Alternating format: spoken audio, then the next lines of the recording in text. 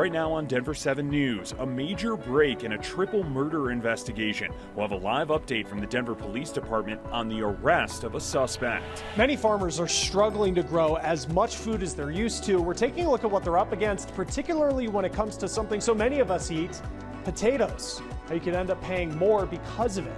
And there's been a lot of talk about unions recently.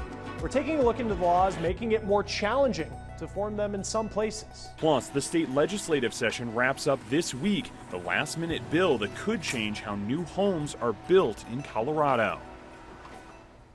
Thanks so much for joining us. I'm Jason Grenauer. The Denver Police Department has arrested the suspect in a triple murder. The shooting happened back on April 26th in Denver's Green Valley Ranch neighborhood at an apartment complex right near Dunkirk and 60th Street. Police found a woman, her adult grandson, and 4-year-old great-grandson dead inside of their unit. And DPD is giving us an update right now on that arrest. Let's listen in live. The information we received yesterday, tied together with the previous information, gave us enough to go to a judge and get an arrest warrant signed for an individual by the name of Elijah Jaquez Hood. Elijah is E-L-I-J-A-H, middle name J-A-Q-U-E-Z, last name Hood, H-O-O-D, date of birth 2/10/1998. The middle name is important because the moniker that was used is EJ, which is his first and middle initial. The majority of the tips came in referring to EJ. Once we developed the information, we were able to get the warrant signed. We were able to establish a location for this suspect in the area of Tamarack and Hampton. We located him inside an apartment and brought out all our tactical resources and our negotiators to establish communication with Elijah Hood.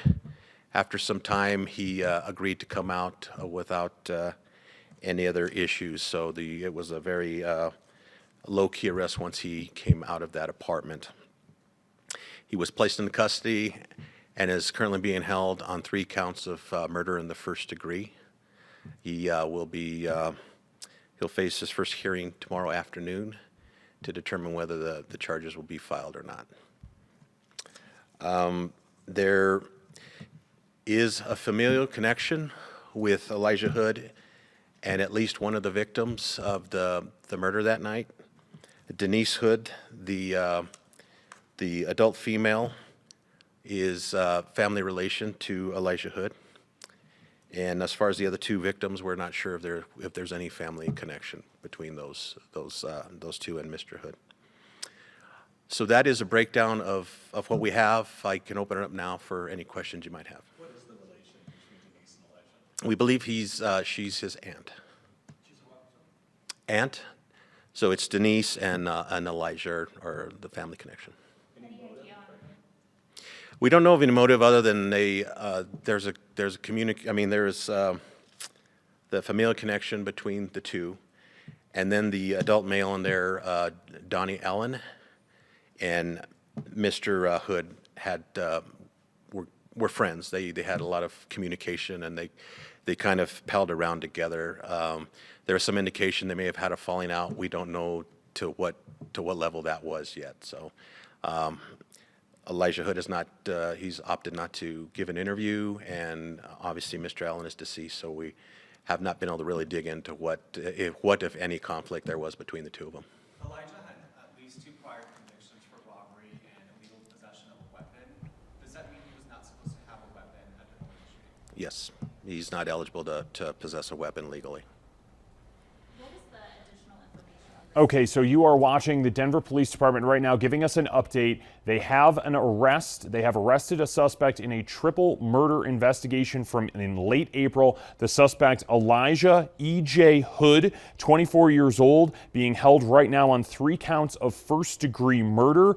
Denver Police does not know of any motive, but they do believe that he was related to one of the victims, Denise Hood, and may have been friends with one of the male victims, the adult male victim, again, from that triple shooting in late April.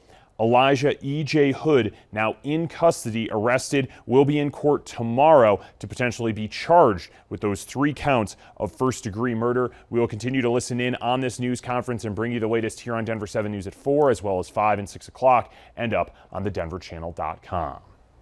In other news, there are less than 3 days left in the Colorado legislative session, but still nearly 250 bills to get through. One of them is House Bill 1362. It would require state and local governments to adopt more energy-efficient building codes by 2025. The codes include things like requiring new buildings to have solar panels and electric vehicle chargers. If you do it up front, when you design and construct, it's way cheaper than if you try to do a retrofit. So imagine trying to put in EV charging into existing parking garages. Pretty expensive proposition, but if you do it from day one, it's much, much cheaper. State estimates show residential and commercial buildings account for 14% of Colorado's greenhouse gas emissions. Opponents of this bill say it will make construction way more expensive. Cherry Creek Reservoir is closed again today for boating so crews can search for the body of a 29-year-old man. CPW says the man was tubing Saturday night when he fell off and went underwater. He was not wearing a life jacket and never resurfaced. Teams are using drones and sonar to search for the body. They say they don't know how long the search will take and will reevaluate their options if he is not found after today. The Aurora City Council is meeting tonight to revise the city's brand new urban camping ban. They will award a contract to a company that will help with cleaning up encampments and approve a spot to hold the personal items of those moved from encampments. The ban has been in effect for just over a week now, and the city has already issued 6 notices to remove encampments. High-speed internet could soon become more accessible for low-income families. Today, the White House announced a deal with 20 internet providers to make that happen. It's estimated 48 million households will have their internet bills slashed by about $30 a month. The funding is coming from the infrastructure package passed by Congress. You can sign up at getinternet.gov. Now, the Department of Housing and Urban Development is doubling the size of its eviction protection program. An additional $20 million will go toward a fund that connects tenants to legal assistance if they're facing a wrongful eviction. The money's being distributed to 11 nonprofits across the country that specialize in this. Now, the number of people taking public transportation still hasn't returned to what it was before the pandemic. It's something that may be hurting a total economic recovery for cities that heavily rely on it. The New York Times reports an estimated $6 billion deficit in New York City last year, a $600 million loss in Boston, $500 million loss in Chicago. An economics expert that we spoke with says if this continues, public transit could get more expensive. Before the pandemic, public transit was covered by a theory known as a fare box ratio. That means the fares paid covered the expenses of public transportation. In the long run, decline in the fare box ratio, now something like 30 to 35% of operating costs are covered by revenue from the rail. So it's already a very heavily subsidized piece of public infrastructure. A sharp reduction in ridership that doesn't recover will worsen that situation. Now, there are several things contributing to low ridership right now. COVID's a big one. Many people still just not feeling comfortable being back on public transit. Crime rates also factor into this. They are calculated per ride. Crimes are happening just as often, but with fewer riders, trains and buses aren't frequently running as frequently in many cities, making the rate of crime go up. Now, this may also be contributing to the stigma around public transit, which doesn't always get factored in. I know people who are certainly not interested in riding the bus or riding the trolley, and they sort of make a face when they say it instead of talking about how they rationally choose their commuting mode based on overall costs. So economics models don't pick up everything, that's for sure.